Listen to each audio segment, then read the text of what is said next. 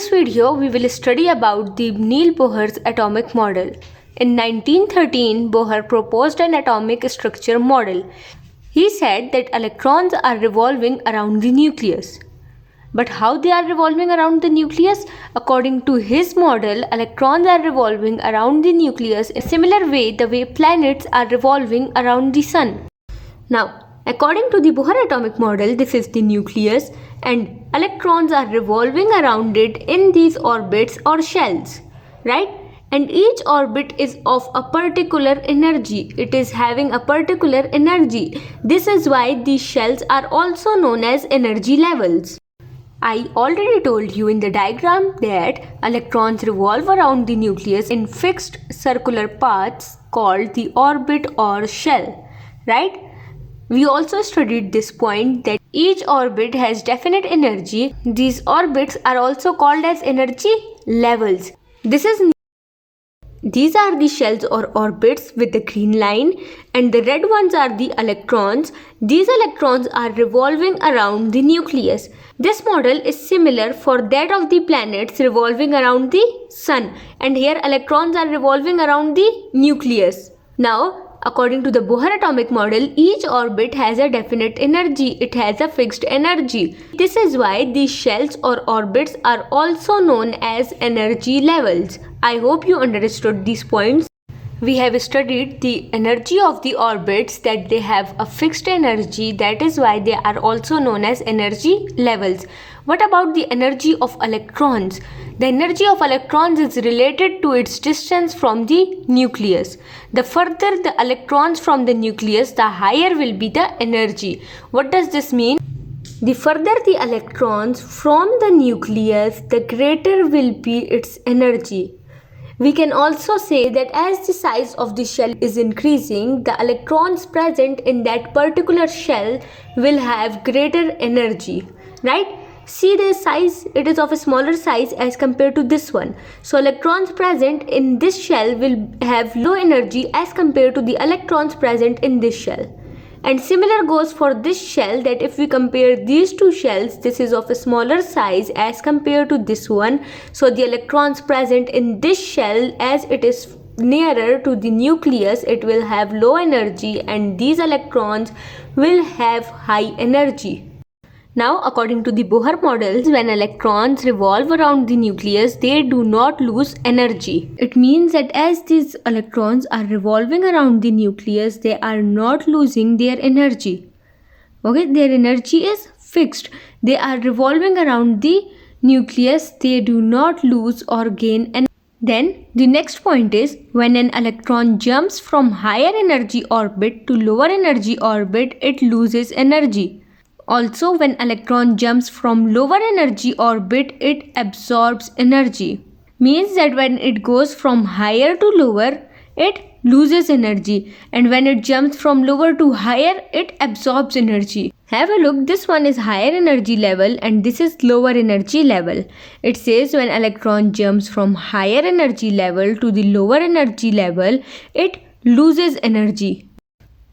In this way, the electron is losing its energy as it is jumping from the higher energy level to the lower energy level.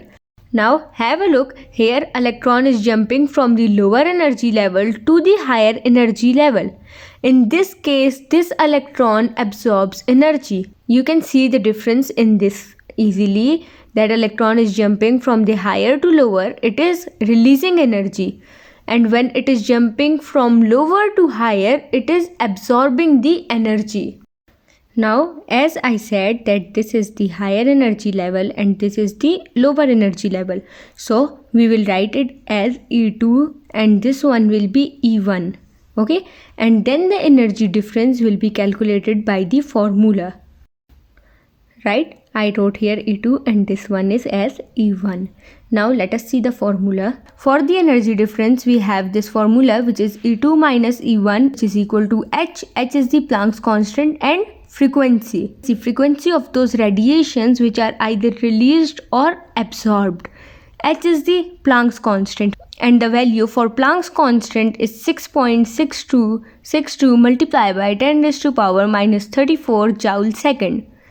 Now E2 is the higher energy orbit and E1 is the lower energy orbit. Bohr also told us about the angular momentum of electron in hydrogen atom. Angular momentum of electron in hydrogen atom is quantized. Note that the Bohr told about this momentum only in the hydrogen atom, which is having only one electron. So the formula for this is mvr, which is directly proportional to h and inversely related to 2 pi. And whenever we remove the sign of proportionality, we write something in its place. Here we wrote n. Here see that this v is representing the velocity of electrons, r is the radius of orbit, that what is the radius of orbit, h is the Planck's constant, and what is n? N is the whole number. Whole number means that 1, 2, 3, 4 and so on. And what it represents? It represents the number of shells.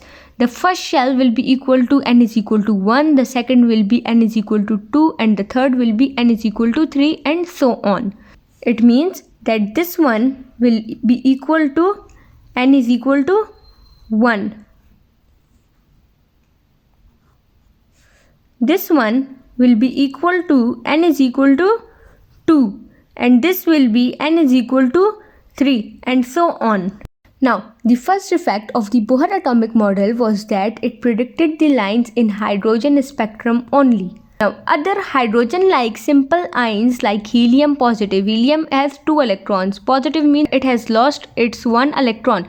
So, it is now having only 1 electron. So, it is similar to that of hydrogen having 1 electron.